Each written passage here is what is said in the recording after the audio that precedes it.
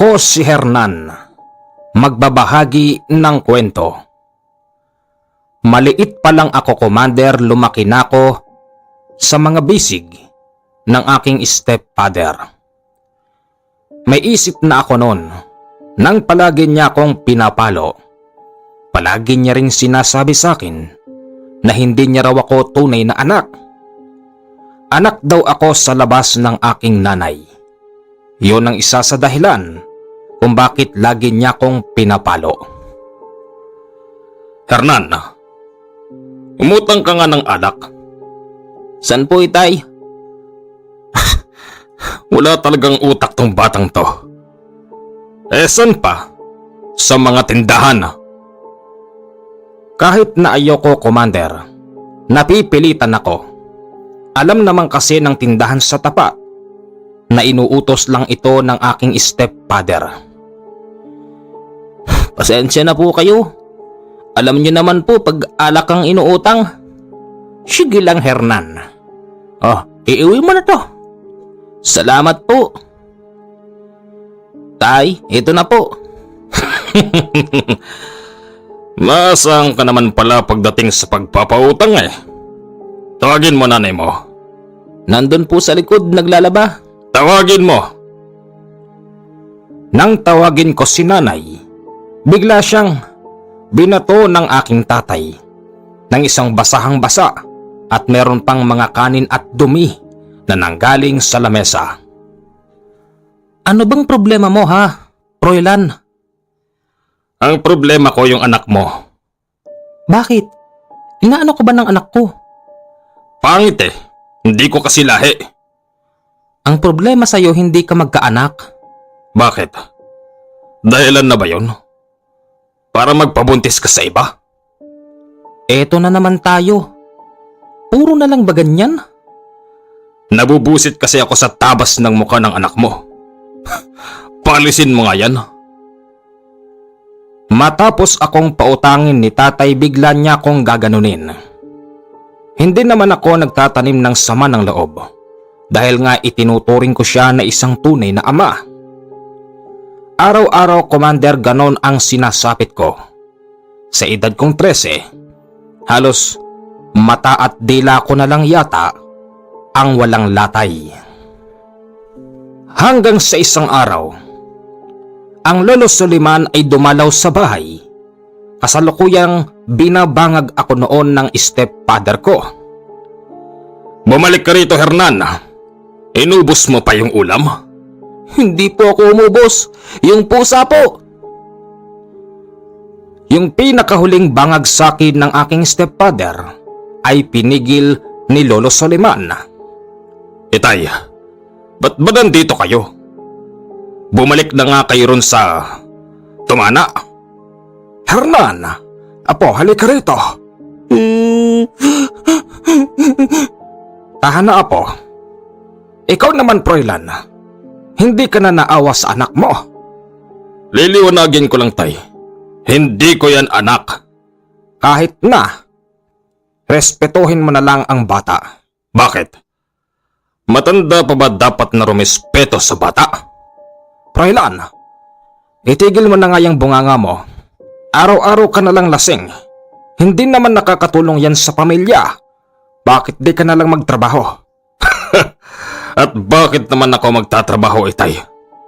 Wala namang kaming anak eh. Yan? Yung batang yan ang bubuhayin ko. Ano siya? Sinuswerte? Kung ganon, kukunin ko na lang si Hernan. O di kunin mo, itay. Isama mo ron sa tumana para maging katulad nyo, para na kayong ermitanyo. Commander, yun ding araw na yon isinama ako ng Lolo Soliman sa kanyang tumana. Yung tumana po ay taniman ng mga gulay. Doon nakatira ang aking lolo dahil nga matanda na siya, gusto niyang mamuhay ng tahimik.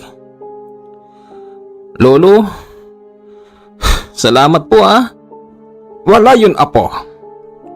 Magmula ngayon, dito ka natitira. Dala mo ba ang mga gamit mo pang eskwela? Opo, Lolo.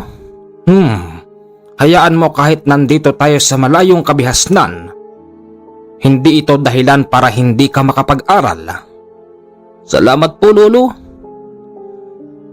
Unang araw ko roon, Commander, medyo hindi ako sanay. Bukod sa walang kapitbahay, wala kang ibang madidinig sa gabi kung hindi huni ng ibon at ng iba't ibang klase ng kulisap. Napansin ko rin na ang taniman ng Lolo Soliman ay napakalawak. Tapos merong isang pitak na palay. Siguro nasa 100 square meter yon. Ayon sa aking lolo, ito raw ang pinagkukuhanan niya ng pagkain.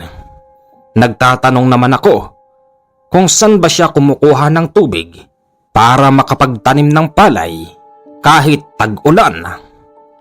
Ang sagot naman sa akin ng Lolo Soliman, meron daw siyang magic. Yung magic na siya lang ang nakakaalam. Anong klaseng magic po yun, Lolo? Tsaka, tag-araw na po.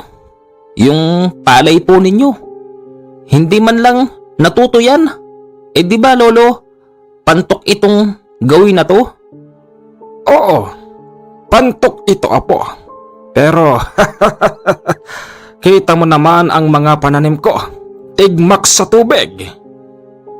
Eh, Lolo, di ba meron po kayong pinagkukunan na balon? Meron. Pero, ang tinitigmak ko lang ng tubig galing doon, yung mga pananim kong gulay. At itong palay ko, nariyan ang magic, Apo. Diyan ako kumukuha ng makakain. Alam mo ba, yung nalulugas niyan, Apo, napag-aabot ko hanggang sa susunod na tag-araw at nakapagbabahagi pa ako sa mga taong lumalapit dito sa bahay. Talaga po, Lolo? Oo naman, Apo. Ganyan ang Lolo Soliman. Wow! Ang galing! Tumagal ako, Commander, ng 1 taon sa bahay ng Lolo Soliman. Ni minsan hindi niya ako napalo. Aminado naman ako sa aking sarili na nung nandun ako sa bahay ng Lolo, naging pasaway din ako at makulit. Ganon pa man, mahaba talaga ang PC ng Lolo Soliman, kaya hindi niya ko pinapalo. Fast forward. Nang tumungtong na ako ng 19, ito yung mga panahon na sobrang napakagarapal ko. Yung tipong sanay na ako sa mga sigaw ng Lolo, yung tipong ayoko nang sumunod sa mga gusto niya. Lolo! Lo! Buksan mo to, Lo! Ah! Ikaw na pala yan. Mabuti naman at naisipan mo pang umuwi. Ha, Hernan? Lo! Buksan mo na to, Lolo. Inaantok na ako, Lolo. Sige, ito na. Sabi ko na nga ba, lasing ka na namang bata ka. Naaya po kasi ng inom. Diyan sa mga kaklase ko. Hernan, Apo, hindi kita pinipigilan sa mga gusto mo. Ang akin lang, respetuhin mo naman sana ang mga desisyon ng Lolo kasi para din sa'yo yon. Baka hindi magtagal, magkaroon ka na rin ng sariling pamilya. Dapat nga ngayon pa lang, hinahanda mo na ang sarili mo para sa pag-aasawa. 19 ka na, Hernan. Dapat alam mo na yung mga bagay na yun. Tatanungin kita. Meron ka na bang kasintahan? Huwag mo sabihing wala. Hindi ako maniniwala. Wala naman po, Lolo. Tsaka, wala pa sa isip ko yun. Imposible, Hernan. Lo, kailan ho ba tayo magpapa-harvest ng palay? Bukas. Tayong dalawa ulit, Lo. Sino pa ba? Basta yung gagabilog ng timba doon ay wag mong gagalawin. Dahil yung magic nyo nandun? Oo. Alam mo na, Apo.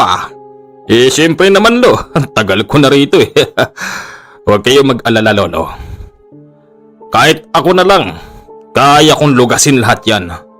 Hindi na natin kailangan pang umupa ng tao. Aba, Maganda kung ganon. kinabukasan, Commander. Hindi pa sumisikat ang araw. Sinisimulan ko na ang paggapas. Pagdating ng alas 7, tinawag na ako ng lolo upang mag-umagahan at magkape. Hindi nagtagal. Nagulat kami dahil may dumarating na isang matandang babae. Nasa palagay ko'y nasa 70 na ang edad pero maayos manamit at may kasama siyang 2 lalaki na parabang nagsisilbing bodyguard ng matandang babae. Lo, may tao? Sino kaya yon? Magandang araw sa'yo. Ikaw si Suleiman. Ako nga. Ako nga pala si Amanda. Nais ko lang sabihin sa'yo. Nakasama ang lupa mo sa nabili ko. Ano? Teka lang. Anong ibig niyong sabihin? Nabili ko ang kabila, pati dun. At kasama ang sa'yo dahil iisa ang titulo. Aba, hindi yata tama yan. Wala akong pinipirmahan na kung ano para sa mga benta-benta na yan. Umalis kayo rito sa ayaw at sa gusto nyo. Hindi pwede yon. Ang lupang to ay mana ko pa sa aking mga magulang noong 1930. Wala akong pakialam sa sinasabi mo. Basta ang gusto ko, lumayas kayo rito sa lupa ko. Eto ang katunayan. Nang basahin ng lolo ko yung ipinakikita niyang papel, nakasalin na ang pangalan nun sa matandang nagpakilalang Amanda. Binibigyan niya kami ng 1 linggo para lisanin ang lupain ng lolo.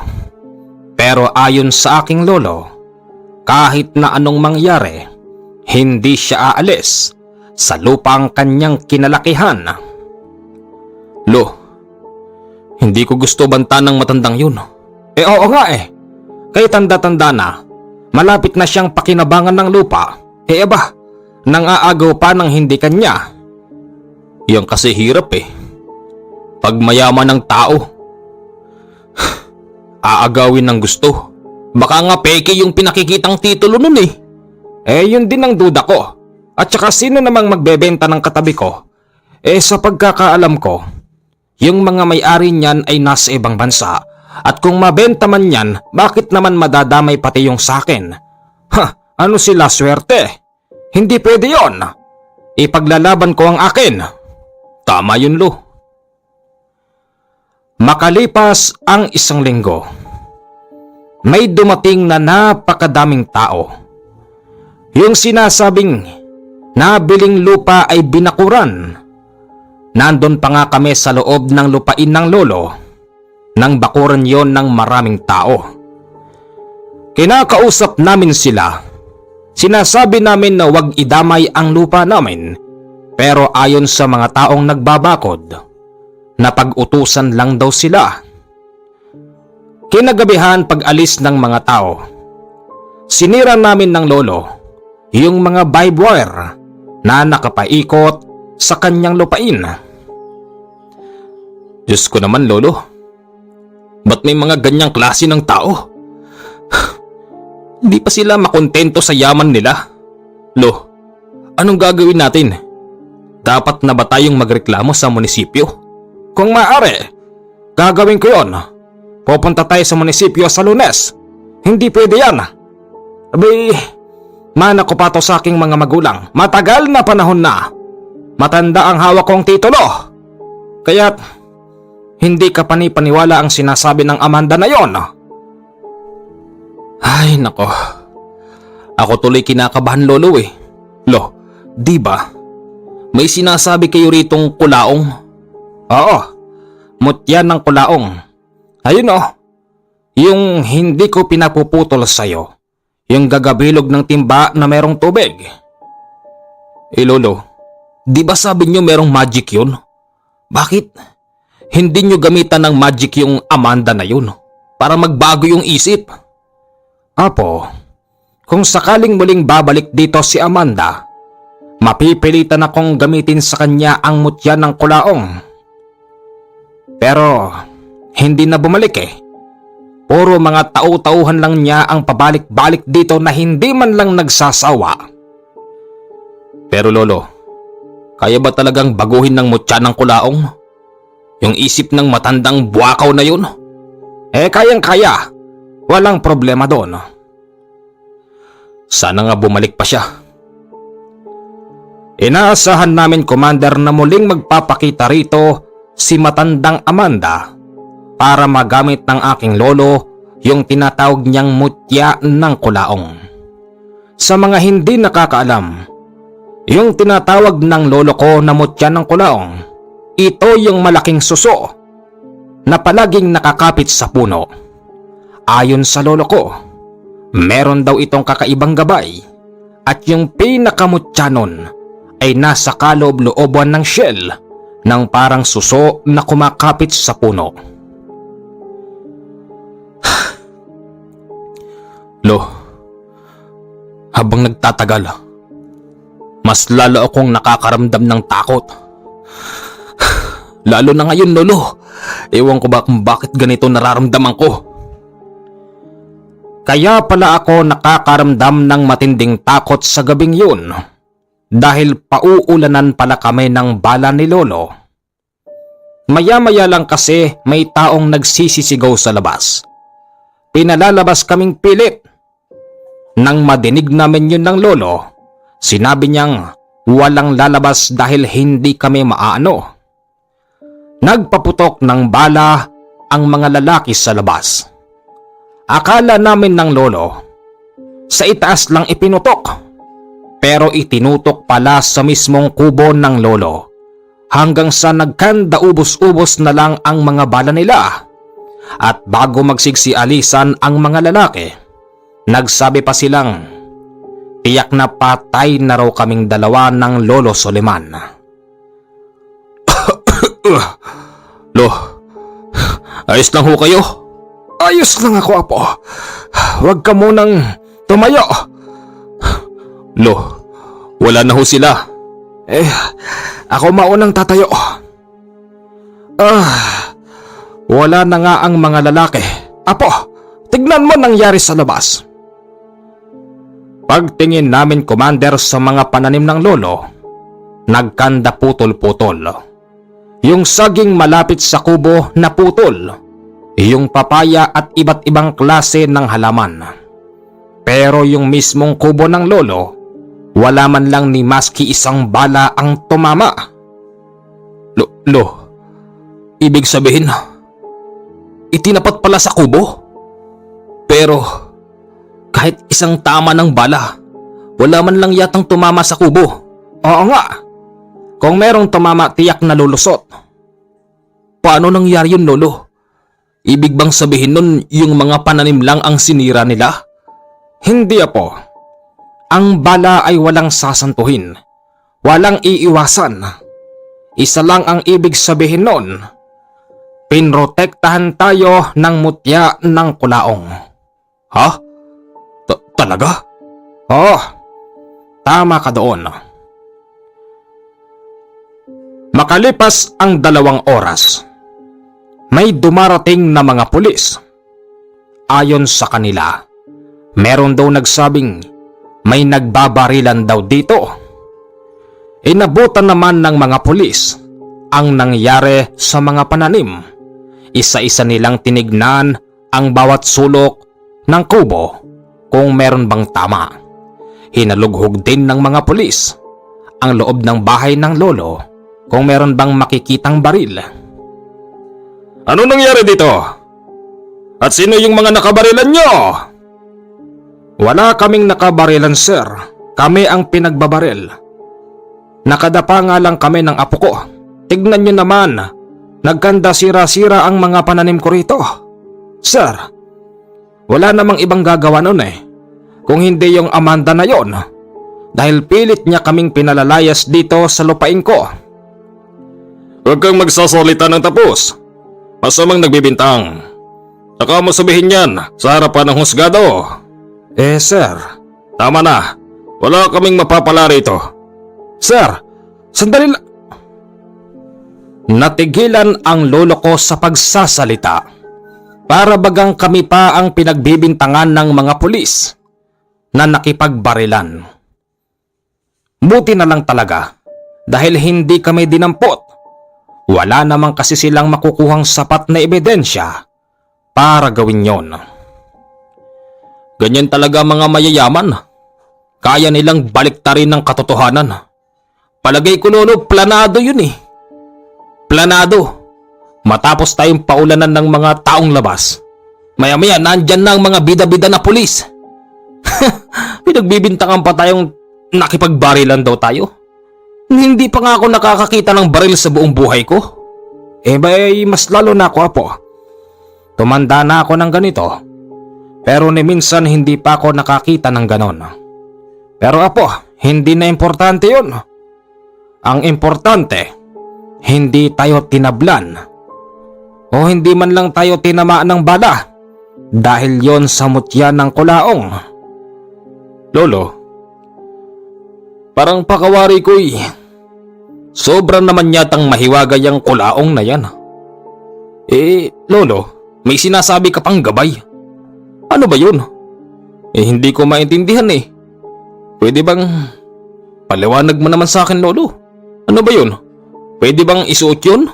Pwede bang kunin yun, alisin sa puno niya, tapos yung sinasabi niyong gabay, ano yun? Magiging bodyguard ko ba siya, ganon? Hayaan mo, apo. Dahil nakatadhana para sa iyo ang mutya ng kulaong. Sila na ang bahalang magpaliwanag sa iyo balang araw. Ano? Anong nakatadhana? Lolo naman eh. Kung ano-ano sinasabi niyo eh. May tadhana pa kayong sinasabi. Lumipas ang 3 araw. Nagulat kami ng lolo ko hapon na hapon. Meron na namang 4 na lalaki ang dumarating. Pero sa pagkakataon na yun, hindi baril ang bitbit nila. Bagkos, may dalang palakol yung isa. Yung isa gulok na bagong hasa. Yung isa kadena. At yung isa naman ay samurai. Lolo, may mga tao, lolo. Mga kulto yata to eh. Pumasok ka sa loob. Manalig tayo sa Panginoon. At nandyan ang mutya ng kulaong. Maniwala ka, po. Hindi makakapasok dito mga taong yan. Pinakikiramdaman namin ng lolo ko kung makakapasok ba sila. Pero puro na lang ingay ang naririnig ko sa labas. Para ba silang merong nakakalaban? Sisilipin ko sana pero pinipigilan ako ng lolo. Nangingibabaw yung napakalakas na angil na parabang nanggagaling sa isang mabangis na hayop ng kagubatan. At nagsisisigaw pa yung mga lalaki sa labas. Naririnig din namin na yung mga sandata nila ay tumatama sa katawan ng kanilang pinupuntirya. Paglabas namin ng lolo, inabutan namin na nagkalat ang dugo.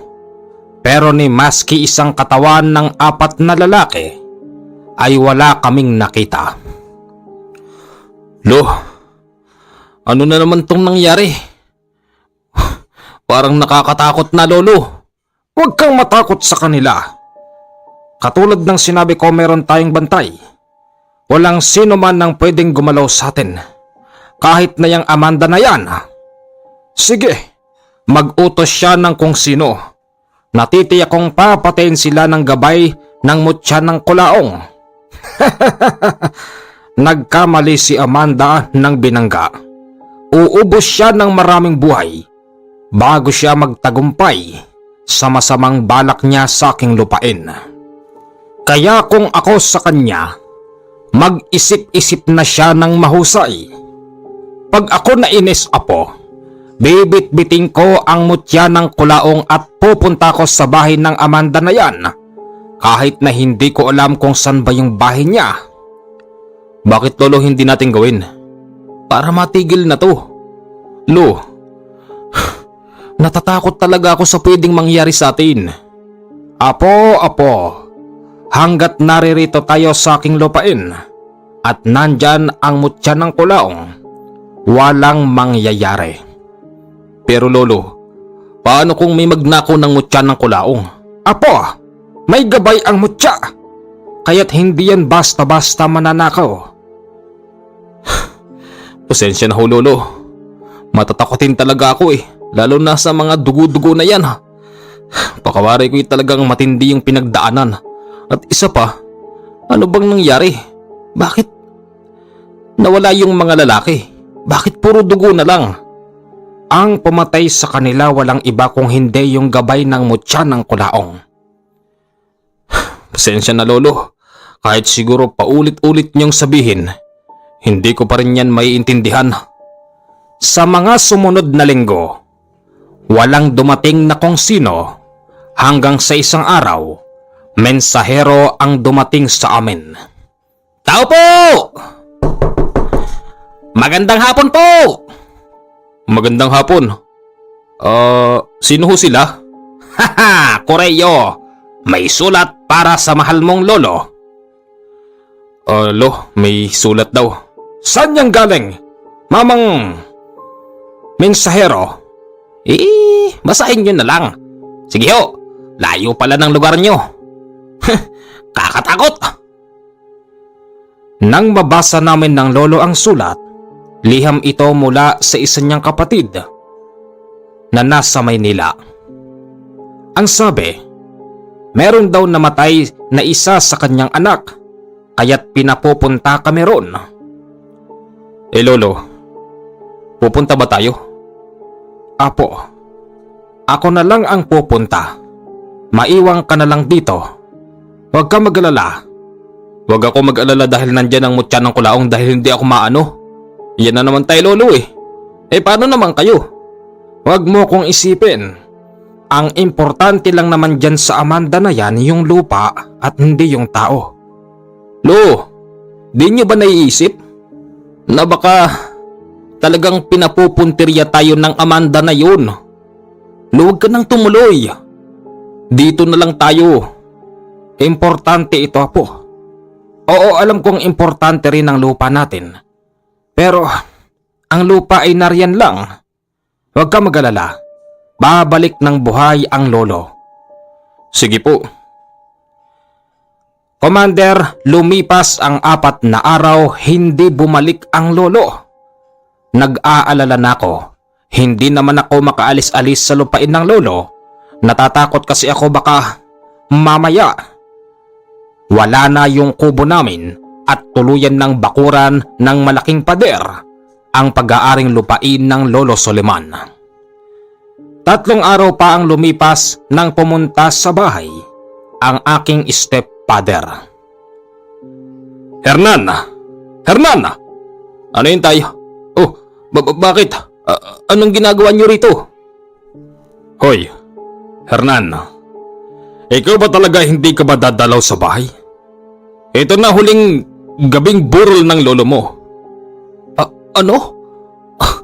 Anong ibig mong sabihin?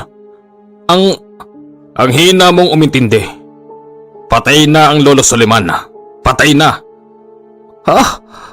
Pero halos nang lumo ako sa sinabi ng stepfather ko, Commander. Isipin mo ba naman, nagpaalam ang Lolo Soliman para pumunta sa Maynila dahil patay din ng kanyang pupuntahan. Tapos ngayon, siya na ang nakaburol. Masakit man sa kalooban ko na iwanan ang lupain ng lolo. Nagpunta ako sa bahay ng stepfather ko.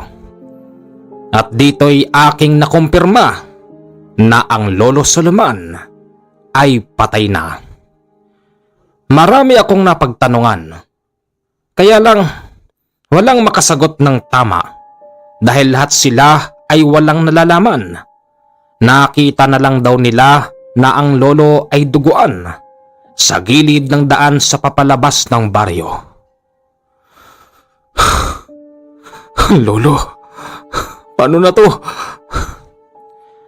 Naibuhos ko yata yung 1 buwan na pag-iyak ko nang makita ko si Lolo na ipinapasok sa loob ng nicho. Dahil sa wala ako ng ilang araw sa pag-aaring lupain ng Lolo, inaasahan ko na wala na rin ang aming kubo at ang pananim.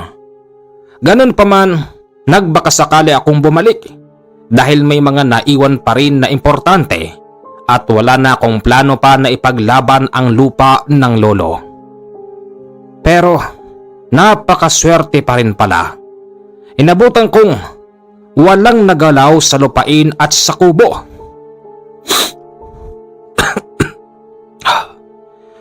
Ganun ba talaga buhay? Lumalaban naman kami ng patas Bakit kailangan mawala ng Lolo? Paano na tong mga naiwan? Anong labang ko rito? Niwala nga akong pinanghahawakan. Sana bukas dumating na yang Amanda na yan para sabihin ko sa kanya ng personal na sige, kunin na nila ang lupa. Pero kukunin ko yung mutya ng kulaong. Habang sinasabi ko yun, Commander, nakatayo ako doon mismo kung saan nakalagay yung mutya ng kulaong. Sa unang pagkakataon, hinawakan ko yung suso na yun na nakakapit sa palay. Mutya ng kulaong, ikaw na lang ang kukunin ko. Yung lupa na to kukunin na ng buwakaw na Amanda na yun. Habang sinasabi ko yun, hindi ko namalayan na meron palang isang napakalaking tao na nakatayo sa likuran ko. Nagulat na lang ako nang magsalita yun. Dahil sa hindi ako sanay na nakikita yun, nabitawan ko yung mutya ng kulaong at nagtatakbo ako sa loob ng kubo. Maya-maya pa, meron ng mga taong dumarating. Hindi ko sila basta nilabas dahil para akong kinakabahan. Pakawari ko'y meron silang masamang balak sa akin. May mga tao na naman. Sino kaya mga yun? Ba't ganun ang mga sinasabi? Halos maihi-ihi ako sa takot, Commander, habang sinasabi ko yun. Biruin mo ba naman? Ang naririnig ko, paghahatian daw nila ang aking katawan. 4 na lalaki yun. Sabi ng isa, kanya yung ulo. Sabi ng isa, kanya yung 2 paa. Sabi ng isa, kanya yung 2 kamay. At sabi naman ng isa, kanya ang katawan. Siguro naman narinig mo pinag-uusapan namin, bata. Patay na lolo mo, kaya makakaalis ka na sa lupa na to. Huwag mo nang ipaglaban ang sa tingin mong walang kapana-panalo.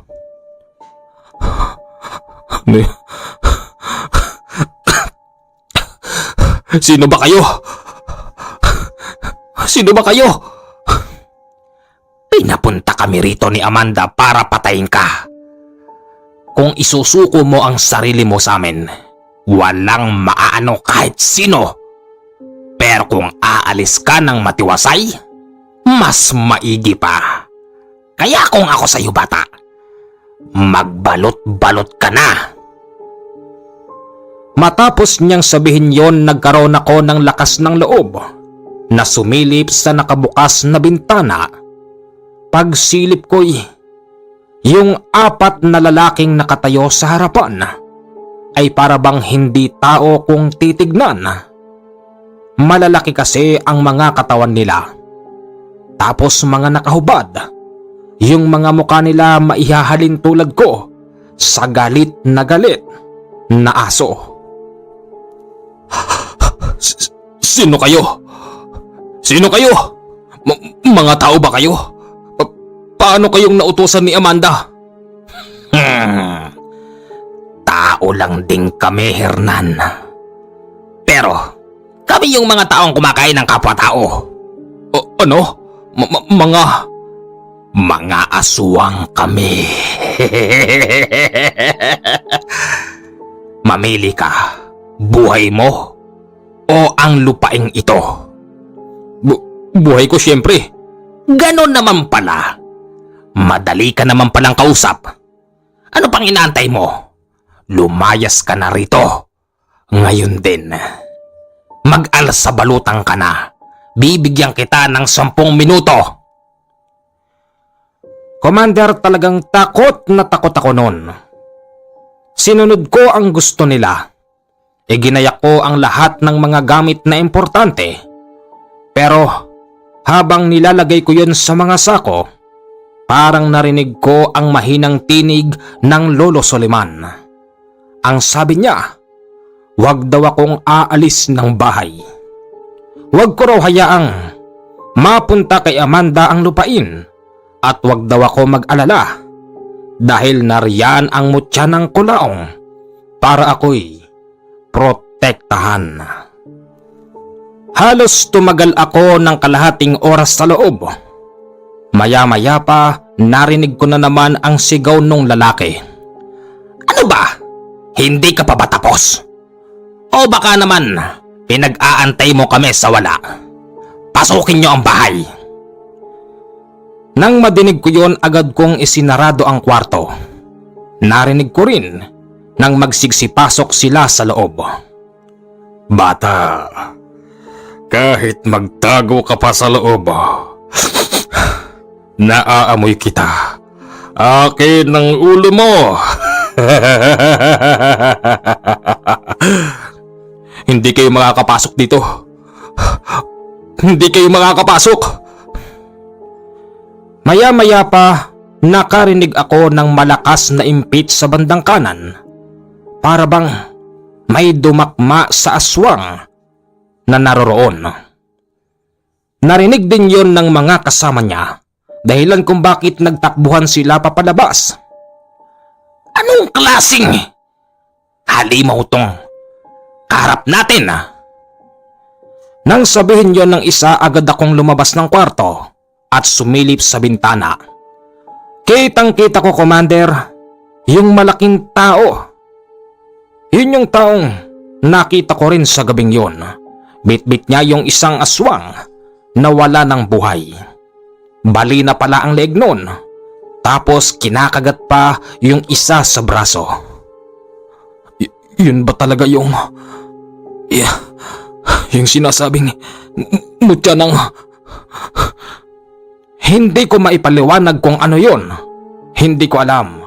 Basta't natulala na lang ako sa gabing yun. Pinagmamasdan ko kung paano sila pagpapatayin ng malaking tao.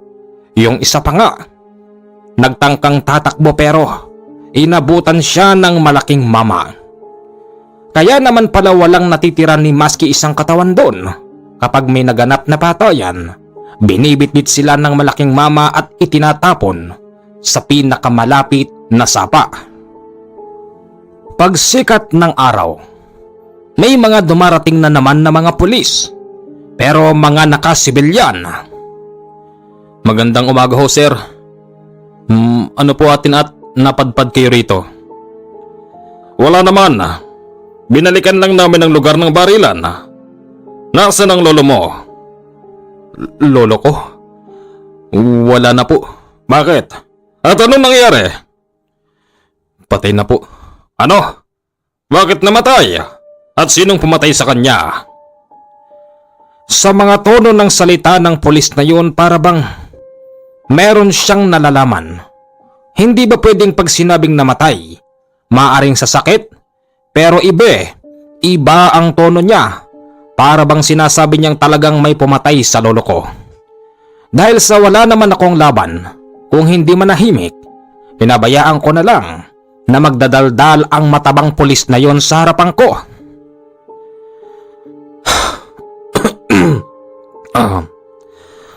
Lo, kung naririnig mo man ako, sana kahit papano ginagabayan mo ko. Yung mga taong pumupunta rito, hindi ko na alam kung ano bang mga plano nila sa akin. Pero lolo, kahit na anong mangyari, hindi ko pabayagan na ang lupain nyo mapunta ron sa buwakaw na Amanda na yun. Ipinapangako ko yan, lolo. Pangako. Katulad ng palagi niyong sinasabi, nariyan ang mutya ng kulaong na handang magprotekta sa akin. To, nakita ko na siya. Yung gabay nun, isang malaking tao na nakakatakot. Pero hindi niya ako inaano at hindi rin siya nagsasalita. Lo, ang gusto kong malaman, hanggang kailan niya ako poprotektahan? Ano to? Habang nandito ba ako, poprotektahan ako nun? Lo, sumagot kayo! Para akong tanga, Commander, habang nagsasalita ako sa gitna ng kadiliman at nakaupo. Medyo hilo kasi ako noon dahil tumatagay ako ng alak. Hindi nagtagal, meron na namang dumarating. Pero nag-iisa lang. Anong ginagawa mo dyan, bata? Ha? Bakit? Masama bang tumambay dito? Yung bahay namin ah.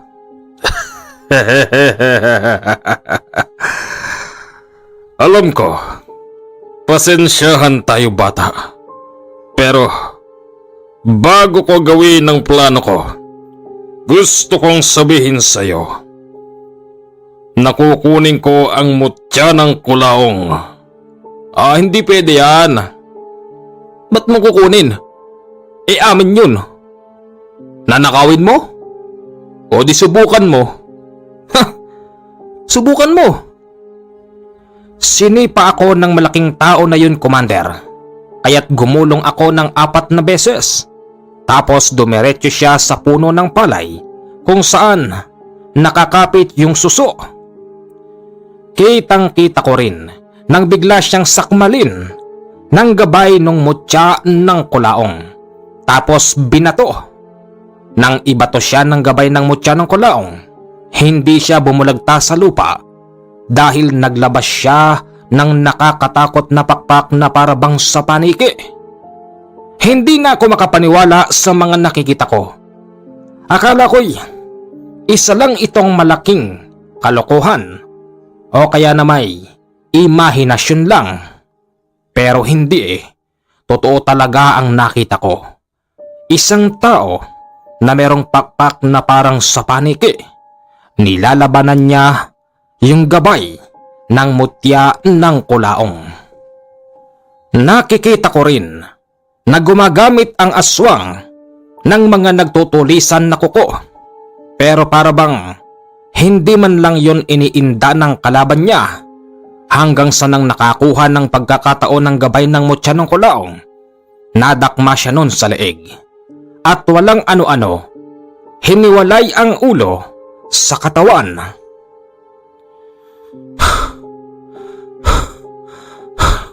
Hindi ito totoo. Napaiyak na lang ako pagkatapos nilang maglaban. Inisip ko na lang na lasing lang ako ng gabing yun. Doon ako mismo nakatulog. Nagising na lang ako nang sumisikat na yung araw.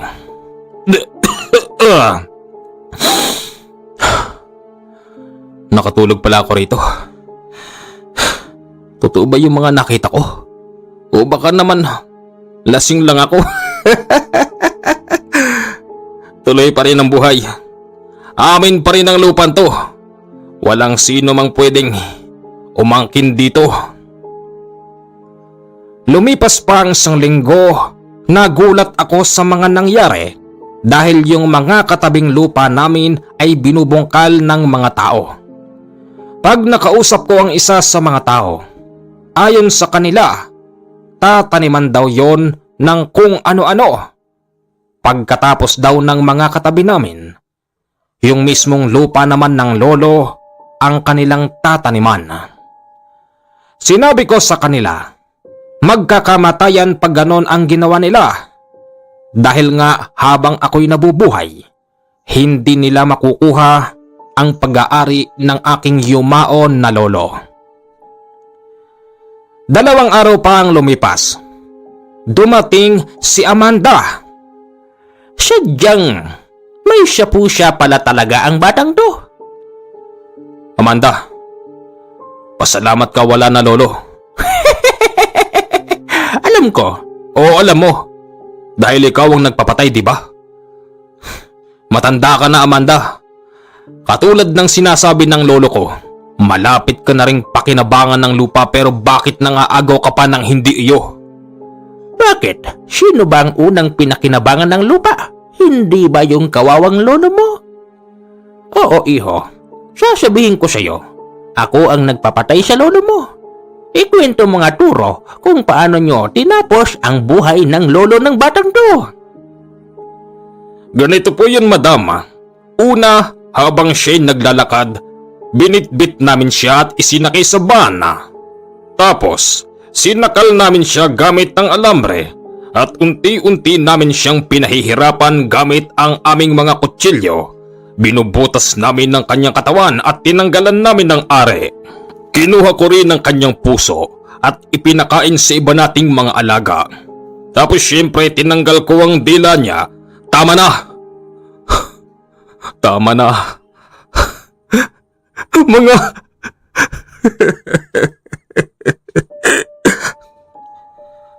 Labis ang hagulgol ko nang madinig ko ang kwento ng lalaking may pangalan na Turo.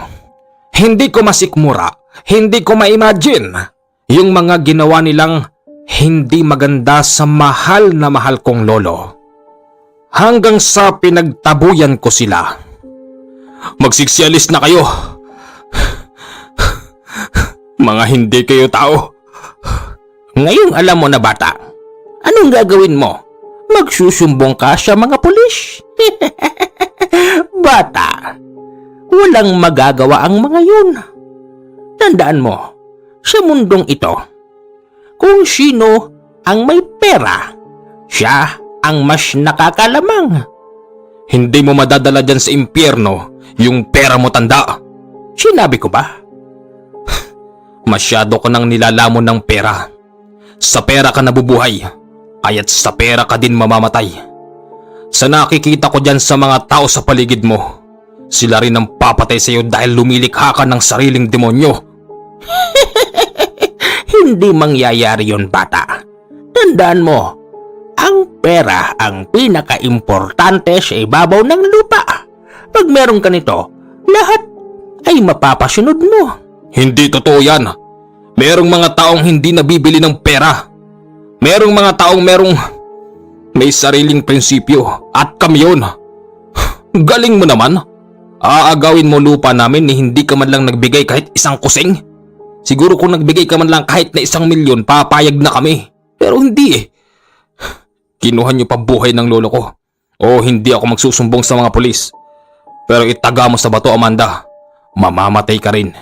Hindi ka na magtatagal. Hindi totoong yung mga masasamang damo ang nagtatagal sa mundo. Dahil kayo nga itong maraming kaaway, mas mabilis kayong mamamatay. Alam ko yan kahit di mo sabihin sa akin. Lumayas na sila, Commander, matapos ko silang pagsalitaan ng mga matatalinhaga na hindi ko alam kung bakit bigla na lamang lumabas sa aking kaisipan.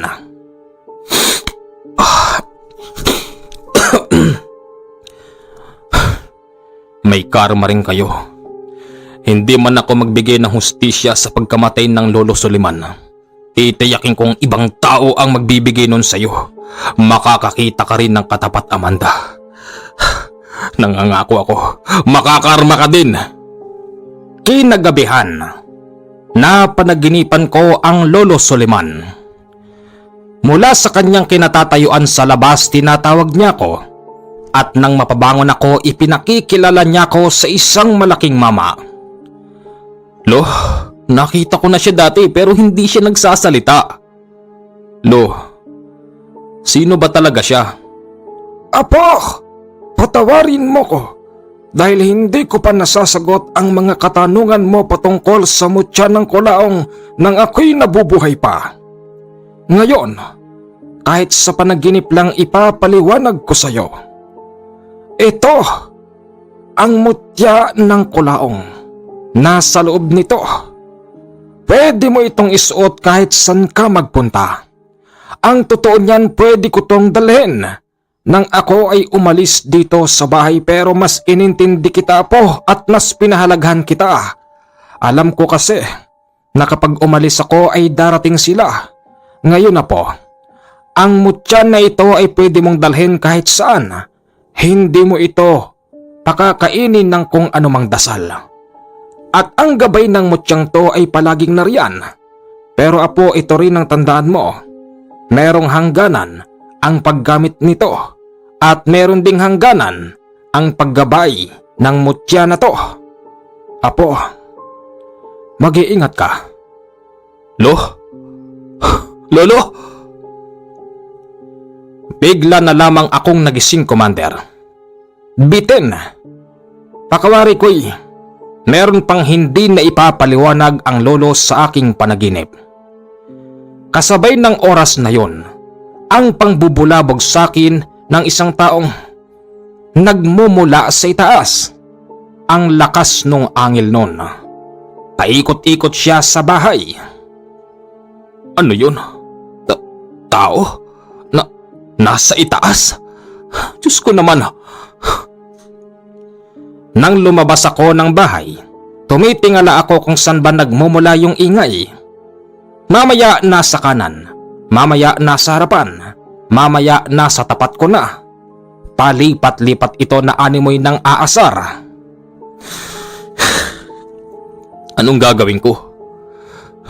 Paano kita? Bigla kong naalala yung sinabi ng lolo sa aking panaginip. Kinuha ko yung mutya ng kulaong na nakapaloob pa rin sa suso na kumakapit sa mga puno. Nang kunin ko yun, bigla siyang umikom. Nilagay ko ito sa bulsa ko at ramdam na ramdam ko yung init na parabang meron siyang ihahatid na masamang balita. Hanggang sa nagulat ako, Commander, dahil biglang may dumampi sa aking ulo. Nang hawakan ko yung ulo ko, basang-basa yun at parabang napakamalagkit na laway ang tumama sa ulo ko. Nang amuyin ko ito, talaga namang napakabaho. Nakakainis. Bumaba ka rito. Hindi na ako natatakot ng mga oras na yun. Pakawari ko'y may sumapi na kung ano sa akin. Nagsisisigaw ako nung mga oras na ito. Hanggang sa siguro na inis sa akin yung kanina pa palipad-lipad. Lumapag ito sa harapan ko at wala rin siyang pinagkaiba sa mga aswang na dumadalaw sa bahay na nagtatangkang pumatay sa akin. Ikaw na naman? Talagang wala kang kasawa-sawa ano? Hoy, anong ginagawa mo rito? Katulad ng dati. Katulad ng dati? Padala ka pala ng buwakaw na si Amanda. O ano pang inaantay mo? Bakit di ka makasugod? Bakit ako susugod? Nasa iyo ang mutya ng kulaong at ang bantay. Alam mo naman pala eh. Takot ka palang mamatay ano? May araw ka din. May araw ka din. Huwag kang aalis dito. Huwag kang aalis. Sinabi ko sa sarili ko na talagang hindi ako aalis sa lupain ng lolo. Pero darating din pala ang araw na kailangan kong umalis para maghanap ng makakain. Naubusan na kasi kami ng bigas at wala na rin akong makuhang gulay dahil nga sinira-sira ng mga tao. Babalik din ako. Bantay. Bantay ng lupain at ng mutya ng kulaong. Ipangako mo sa akin na walang sino mang tao ang pwedeng magbarikada rito. Kahit na hindi tayo nagkikita sa ngayon. Alam kong naririnig mo ko. Bababa lang ako. Kukuha ako ng makakain. Pagpunta ko naman sa bahay ng stepfather ko, ganun pa rin ang sitwasyon. Puro na lang inom. Oy! At dumating ang aking anak-anakan. Halika, mag-inom tayo magaling na lalaki. Balita ko marami raw dumadalaw sa iyo doon. Hanggang ngayon tay, ganyan ka pa rin? Di ka pa rin nagbabago? Buti meron pa kayong atay. At bakit naman? At ba't naman mawawala atay ko ha? Sabihin mo sa akin, Dr. Kabat, alam mo yan? Tay naman, marami nang namatay dahil sa alak. Ano ba talagang gusto niyong palabasin? Ang nanay nandun nakikilabada. Di man lang ba kayo naawa? Yung pinambibili niyo ng alak galing sa pinanglalabada ng nanay. At sino ka para sabihin sa akin yan, ha? Huwag mo kong kwelyuhan ni Tay.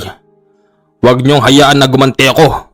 Hindi na ako yung dating Hernan na sinasapok-sapok at pinapalo mo lang. Aba talagang matigas ka. Inunahan ko siya ng suntok, Commander. Nang suntukin ko siya sa muka, bumaligtad siya at nagulong-gulong pa sa lupa dahil nga lasing na ang stepfather ko nung mga oras na yon. At kailan ka pa natutong lumaban, ha? Sige, bumangon ka pa. Sa susunod na pagbangon mo, titiyakin ko sa'yo na hindi ka na makakabangon pang muli. Bumangon nga siya, Commander. Napakainit ng ulo ko noon. Ang isip ko'y gusto ko siyang tapusin, pero pinipigilan ko lang ang sarili ko. Muli ko siyang sinuntok sa sikmura, tapos sa muka, pero hindi ko nilakasan. Hindi nga siya nakabangon, pero iniwan ko lang siyang natutulog. Pasensyahan tayo. Oo, tinuring ko rin kayong isang tunay na magulang. Pero mali ang klase ng pagpapalaki mo sa akin. Pinuntahan ko ang aking nanay na kasalukuyang naglalaba pa rin. Nay, ayos lang kayo? Ayos lang ako, anak. Nay, kaya ako bumaba kasi wala nang makain dun eh. Ibinigay sa akin ng nanay ko yung mga ipinauuwi sa kanya ng kanyang pinaglalabhan. Hindi ko naman masabi sa nanay na doon na siya tumira dahil nga delikado na ang buhay ko roon. Pagbalik ko sa kubo ng Lolo Soliman, nakita ko mayroon na namang mga bakas ng sariwang dugo. Araw na araw? May nagaganap na ganito? Butin lang talaga walang ibang nakakakita. Diyos ko. Nakakaramdam na naman ako ng takot, baka kasi mamaya dumating na naman ang mga pulis. Yung takot ko nagkatotoo dahil nariyan na naman ang pulis na mataba. Pero ang nakapagtataka, para bang mga bulag ang mata ng mga yon dahil hindi man lang nila nakikita yung mga bakas ng dugo sa lupa. Sir, andito na naman kayo. Ano ba talagang plano nyo? Gusto nyo akong hulihin para umalis na ako rito? Meron ba kayong warrant? Di ba? Yung lang naman ang gusto nyo eh. Magaling kang mag-isip, bata. Oo, tama ka. Hindi magtatagal magbibit-bit kami ng warrant at ikukulong ka namin dahil iligal ang pagtira mo rito sa lupain ni Madam Amanda. Diyan kayo magagaling na mga polis. Ano? Nababayaran na ba prinsipyo natin? Hindi mo ko pwedeng hulihin kahit na meron kang warrant dahil alam kong peki lang yan, sir. Alam ko rin karapatan ko. Kukuha ko ng magaling na abogado. At saan ka naman kukuha ng pambayad doon? Ano kala mo sa akin walang pera? Kahit paano meron akong pera. Napaghandaan na kita, sir. At kapag nagkataon, kayo ang kakasuhan ko. Hindi dapat kayo naging pulis dahil ang pagiging pulis mo hindi paglilingkod sa bayan, kung hindi paglilingkod lang sa pera. Nang sabihin ko yung, Commander, biglang nanggalaiti ang matabang pulis. Bumunot siya ng baril at itinutok sa akin. O bakit di mo kalabitin? Sige! Wala ka pala eh. Sige! Mas lalong nainis ang matabang pulis, kaya't kinalabit niya ang gatilyo. Pero hindi pumutok yung baril. O ano, sir? Ano? Walang kwenta yung baril mo. Baka naman kasi nakuha mo lang yan sa mga checkpoint. Kasi yung mga baril na gamit ng mga pulis talagang pumuputok. Nang alisin niya ang pagkakatutok sa akin, dito palang pumutok yung baril. Pero nang muli niyang itutok sa akin, ayaw na namang pumutok. Ano na, sir? Pikon na pikon sa akin, Commander, yung matabang pulis. Para bang gusto niya ako talagang tuluyan. Kinuha niya yung baril ng isa niyang kasama at ipinutok sa taas. At nang ipuputok niya to sa akin, ayaw nang pumutok. Kaya tawa na naman ako ng tawa. Maswerte ka, bata. Bibigyan kita ng pagkakataon para lumaban. Ayan ang baril. Damputin mo. Pag hindi mo dinamput yan, papatayin din kita. Aba, tinakot mo pa ako. Para sabihin ko sa iyo, mamang pulis na mataba, hindi ako marunong humawak ng baril at paano mo ako papatayin? Ayaw ngang pumutok ng baril mo pag tinututok sa akin. Bata, wag mo akong pikunin. Kaya kitang patayin kahit na hindi gamit ang baril. Damputin mo. Hindi. Pag dinampot ko yan, anong gagawin mo? Kakasuhan mo ko? Nakisyo meron akong baril? Alam ko na yung mga estilo niyong bulok. Nang sabihin ko yon ay para bang napahiya yung matabang pulis. Hindi ko alam, Commander, kung bakit biglang pumasok yun sa isip ko. Wala naman talaga akong nalalaman pagdating sa ganon, pero para bang merong sumasapi sa akin kaya yon ang sinasabi ko. Alis na kami. Sa susunod na pagbabalik namin dito dapat wala ka na. Nandito pa rin ako. Pangako, hindi ako alis dito. Magmula nang mangyari yon, Commander, hindi na bumalik yung pulis. Inaasahan ko na rin na pilit pa akong palalayasin doon ni Amanda kahit sa pinakamasakit na paraan. Pero hindi nangyari yon. Hanggang sa lumipas pa ang isang taon, nabalitaan ko na lang si Amanda na buwakaw ay tuluyan nang namatay. Nang dahil dito nagkaroon ako ng pagkakataon na hanapin ang titulo ng lolo at nang makuha ko ito, ako na mismo ang nagdesisyon na ibenta ang lupa ng lolo. Pero yung pinagbentahan, hindi ko sinolo, bagkos hinanap ko ang mga kapatid ng lolo na mga nabubuhay pa at ipinamahagi ko sa kanila. Bago naman ako umalis doon at bago ko ibenta yon, nagkausap kami ng gabay ng mutya ng kulaong at sinabi niya rin sa akin na ito na raw ang huling paglilingkod niya sa akin dahil tapos na ang lahat. Nagsasalita naman pala yon, pero sa huli ko na lang nalaman at sabi pa sa akin ng gabay, maghahanap na raw siya ng magiging bagong amo na mag-aalaga sa kanya. Labis-labis din ang pasasalamat ko, Commander, sa gabay ng mutya ng kulaong maging sa mutya na magpahanggang sa ngayon ay hinding-hindi ko malilimutan. Maraming salamat po. Okay, maraming salamat po kay Kuya Hernan sa pagbabahagi ng kanyang kwento. Alam nyo guys, ngayon ko lang narinig yung mutya ng kulaong. Anong masasabi nyo sa kwentong to? Sinong merong ideya? Comment nga po kayo at syempre, huwag kalimutan na mag-like sa ating video. At syempre, ibigay nyo yung mga comment nyo sa palagay nyo'y alam nyo kung anong klaseng mutya ba yun? Tsaka yung salitang kulaong, ngayon ko lang po yun nadinig. So paano? Kaya pa ba ng isa? Sana kaya pa kahit alas 10 ng gabi. Isang magandang hapon, ito po si Commander JH. Huwag kalimutan na mag-like sa ating video. Maraming salamat po.